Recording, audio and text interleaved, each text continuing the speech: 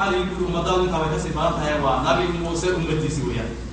تاسو waxay tusinaysaa dadkaas oo dhan goorma soo galeen diinta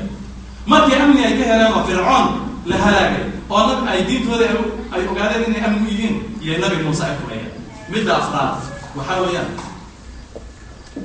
amni la helo oo qofkuna caafimaad u helo rizqina u helo arsaaqad u helay waxay kamid tahay qofka isagoo adduunka loo dhameeyo tahay yay la mid tahay isagoo adduunka waxba looga tagay nabigu alayhi salaatu wasalaam soo ka warramaya arrinkaas waa wuxuu yiri man asbaha minkum aminan fi sirbi qofkii idin kamida oo reerkiisa aamin ku noqda mu'aafan fi jasadihi jirkiisa oo caafimaad u hela inda wuquud yawmi